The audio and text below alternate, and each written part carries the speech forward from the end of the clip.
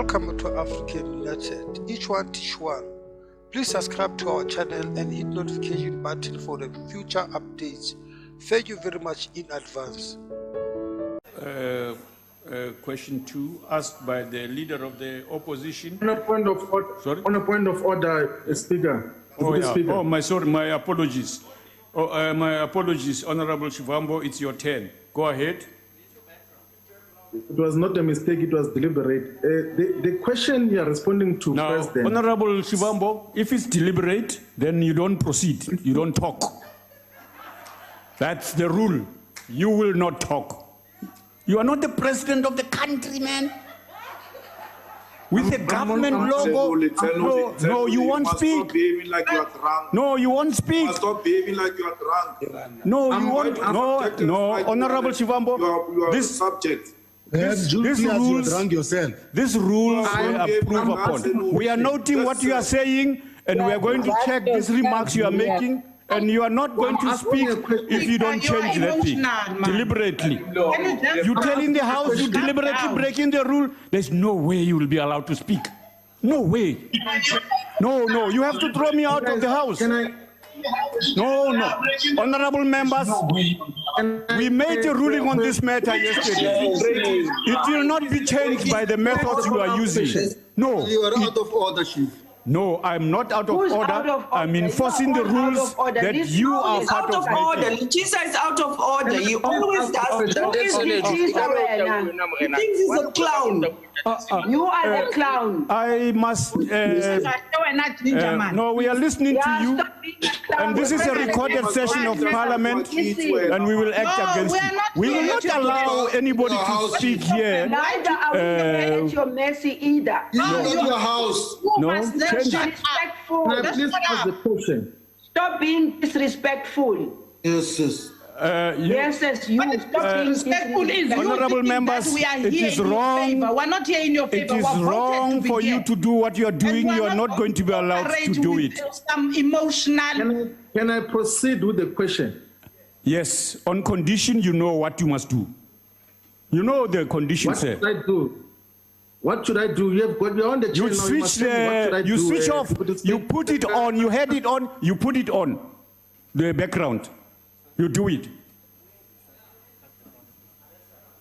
But Deputy Speaker. All your people were speaking with a different background. They were never ordered to do so. Why are you? But who is this person who screams like what's happening? With a different background, you didn't. You keep quiet. You let Stop me. Your nonsense. You keep quiet, honorable members. Go and sleep.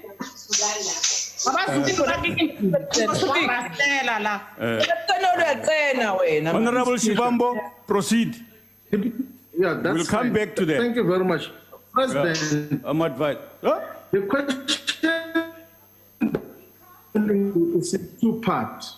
The question that you are responding to is in two parts. One is in relation to the sovereign economy, and two is in relation to the free trade agreement, the African Free Trade Agreement. And predictably, your response, you say you're going to call another symposium. That is what you did when we had a coup d'etat on Jacob Zuma in 2018. We did symposiums, got lots of commitments on growth and investments. Your friends, the white capitalist establishment, committed to grow the sovereign economy. But since you are in office, South Africa's economy has grown by less than 0.2%, which is the worst since the global economic crisis. And there seems to be nothing. You are saying now that post-COVID, we're going to start localizing. And that is a commitment you made when you first locked down South Africa. Why not now? The last question that we want to deal with is that, noting the fact that the economy in the entire African continent is owned and controlled by the colonial descendants, Honorable member, the descendants of colonial settlers. And isn't this free trade agreement going to be a free trade of colonialists and now the Chinese without any African ownership of the economy? Your time has expired. Your time has expired. Your time has expired. Honorable President.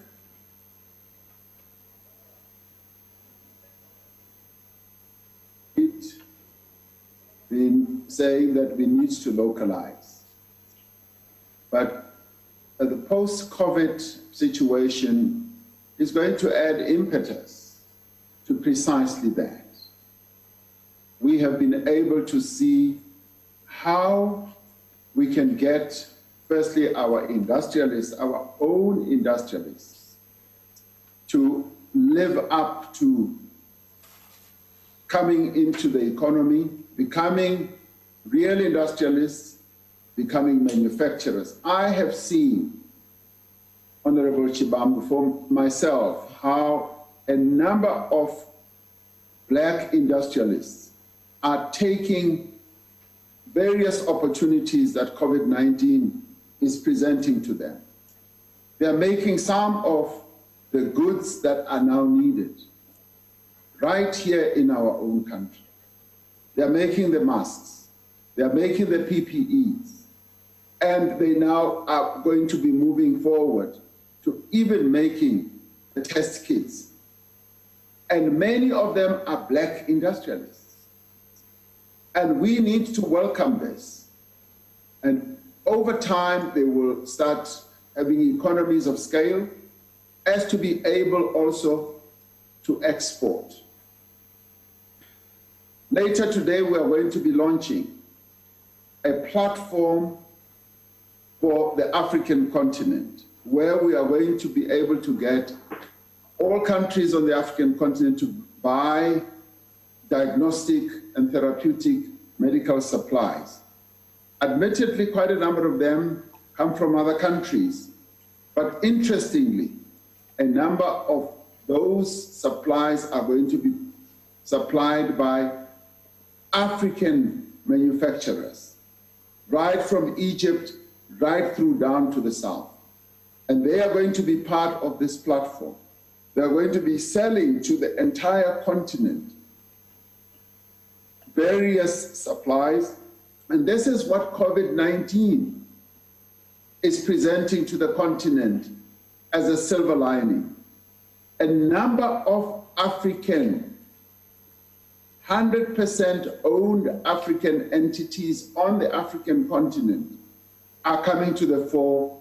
They are going to be part of the Africa Free Trade Area Agreement, and they are now going to also participate in this platform for medical supplies that we are going to set up. So we are seeing the positive side. And what we are also saying is that we need to be encouraging, supporting, and the state needs to be assisting and giving incentives and giving support, both financial and otherwise, to these, in our own country, black industrialists, as many as possible, to help grow the economy of our country. And yes, the economic growth of our country has been tapering down for some time. And what we have been doing is to do everything we can to reposition our economy so that we can begin to accede to higher levels of growth. But post-COVID-19 is going to give us even a greater opportunity to be able to do so. So I am optimistic. I am not pessimistic like some people are. I am very optimistic. And I think that we do have an opportunity, and these are opportunities that we must yield. And if there ever was a time for us to be able to bring in more and more black people into the industrial base, the manufacturing base, this is the time that we need to utilize. And that is why we are saying the restructuring of our economy is a moment that we now need to grasp. Thank you very much, Deputy Speaker.